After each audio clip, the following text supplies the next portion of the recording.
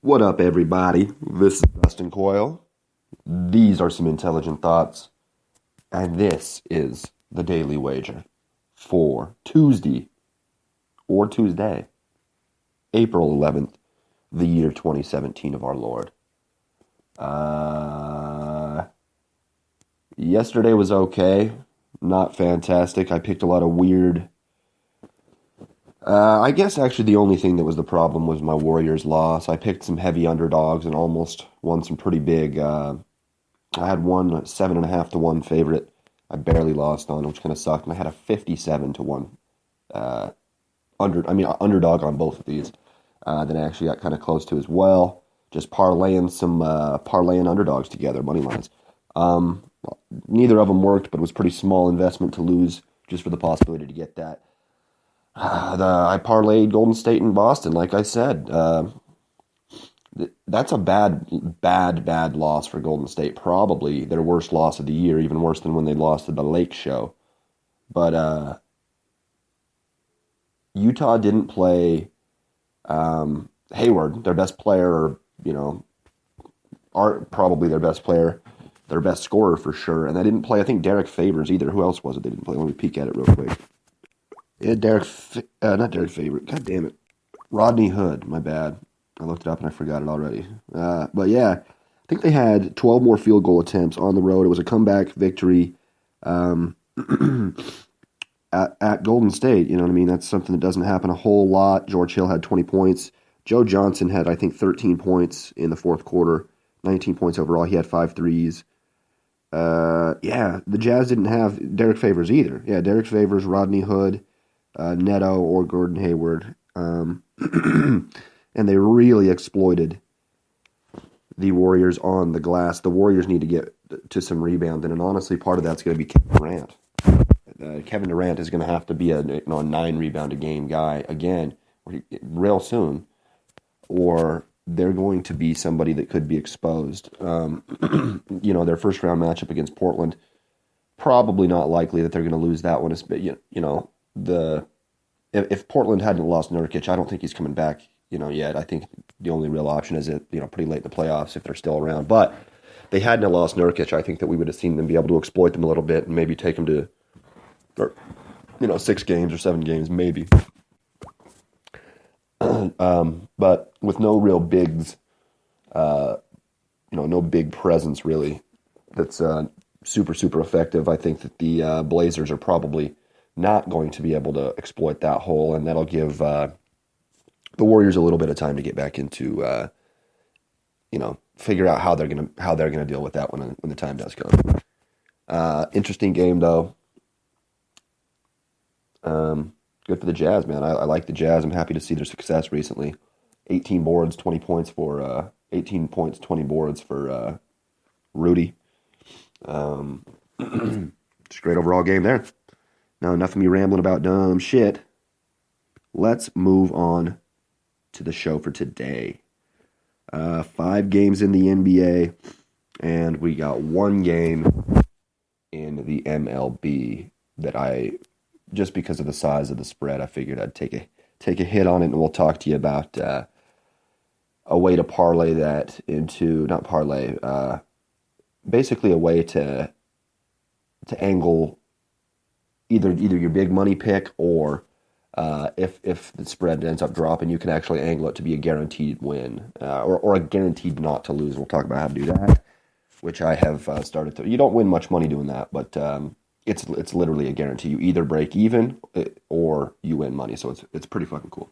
We'll talk about that once we get to it here in about 6 minutes. But for now, let's start with the 5:30 game in the NBA. We got the Charlotte Hornets going to Atlanta to take on the Hawks. The Hawks have won 3 straight games after losing 7 straight, and these 3 straight games were against Boston, and then a back-to-back home-and-home with the Cleveland Cavaliers. They won both of them. Cavaliers not looking good right now. They blew an 11-point fourth-quarter lead last night at the Heat. The Heat can't come back to win there. Yeah, so Atlanta basically is looking to seal the number 5 seed today. They're a half game above Milwaukee. I do believe this is an important game for them. Everybody does. This would give them the first round matchup against the Whiz Kids rather than the Toronto Raptors. Looks like just about everybody's going to play for both teams that's available. Tavo Sepalasha might not play. He's actually questionable for the game, so that'll be a slight problem. And actually, I guess Kemba Walker and Marco Bellinelli might not be playing. That's he had a hyperextended left knee the other day. Kemba Walker did, so he might not be playing. Let's go ahead and take a look at the spread. All right, the spread's already moving. It's 8.5 points. I think I saw it at 8 earlier today, and the Hawks are a minus 400. Pretty stiff. I think they're going to get the win. I would be surprised if they didn't.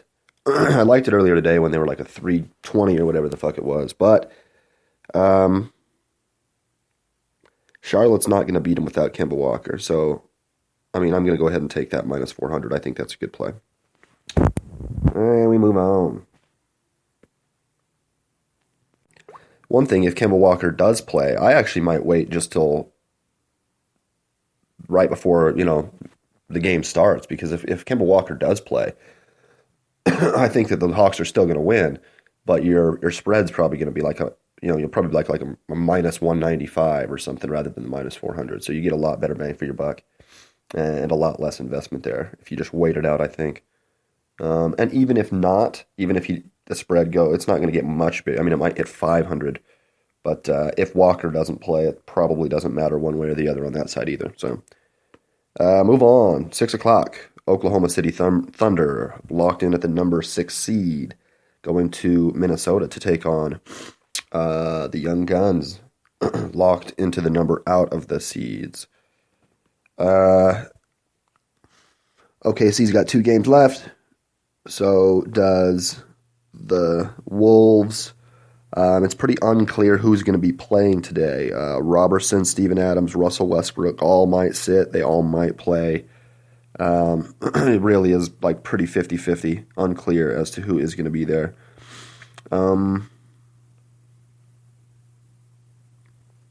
Russ has played in every game of the season, so I actually think it's pretty likely he will play in this one also. Let's take a look at the spread. If Russ, it depends who's playing. If those 3 play, especially Adams, because they need somebody to fucking battle Karl Anthony Towns, I like Oklahoma City in the game. Looking at the spread right now, the Wolves are a 4-point favorite. And so I think that's probably based more upon I think that the majority, or at least BetOnline, probably believes that Russ is not going to play in the game. I think that would probably be like a 1-point, 2-point favorite for Oklahoma City had it been a normal lineup. On this one, just keep your eyes peeled and look to see who's going to be playing in the game, and if you can grab that plus 155 before. If you hear like some split second that Russell Westbrook is going to play, and then you somehow can find that plus 155 or something similar to it, it hasn't slid too far before the online places will fucking shut it down. Grab that, and then if they become a favorite, you can actually parlay that with or against the Minnesota plus whatever number, 125 or 135, so you get a guaranteed victory there. But take a look at that 155 for Oklahoma City if Russ is in there. We got it was a pick'em game. Now it is a spread. We got the Denver Nuggets at Dallas taking on the Mavs. Dallas, it was pick'em game. Dallas is now a 1-point favorite, minus 120 to a plus 100. I like the Nuggets in this game. I think. Let's go ahead and make sure everybody's playing. Maybe I don't. The Mavericks have somehow quasi, quote unquote, signed Tony Romo. They're gonna at their home finale. I think they're gonna do a big celebration for the career of Tony Romo. Sorry, FedEx banging at my door. Uh, God, what were we saying? Oh yeah, for Tony Romo, I guess he's actually going to be suiting up in official Mavs gear, sitting on the bench, go through the pregame warm-ups with his new teammates. They say here, who says this? Can't even tell which writer this is, but cool. That'll probably raise. That'll probably raise like the overall morale and feel of the night. The Mavericks have played pretty well lately. Of course, I love Jokic. He's a beast. So actually, I don't know. I'm going to stay away from this game a little bit. I think that the Nuggets are the better team, but this is going to be a tough one, especially because of that devastating buzzer beater. I don't know how many. I'm sure everybody here saw Russ against the Nuggets on Sunday, officially eliminated the Nuggets with a buzzer-beating three. I mean, the Thunder won 106-105, officially kicking them out of the playoffs. Russ, his three that he made at the end gave him 50 on the night. It was like 50, I think 16 rebounds or something like that, 10 assists. His third 50-point triple-double of the season.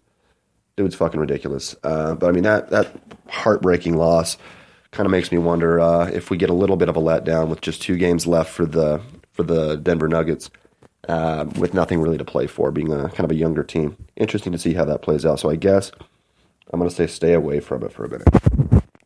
All right, 8:30 p.m.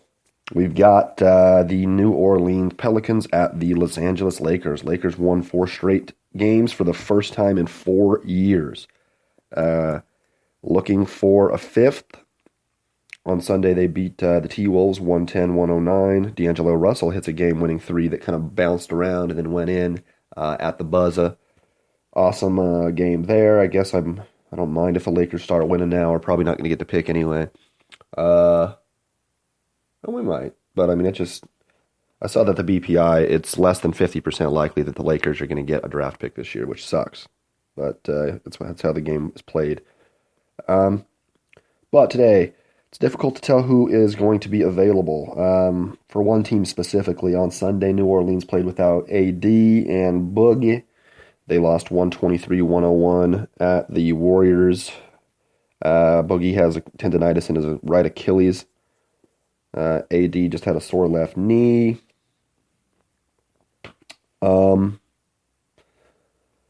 If they play, they'll beat the Lakers. Just wait and see wait and see if they're going to play. If you can get both of those guys in the game, it does say that they probably aren't going to, or they might not. He doesn't know if he's going to, because it doesn't matter. They have 2 games left, and neither of them are important. But if they're going to play, I think that they're going to beat the Lakers. If not, just stay away from it. It should be a pretty good game to watch either way. Final NBA game of the night. We have another 8:30 p.m. game between a couple of seller teams, I guess you could call them. Phoenix at Sacramento.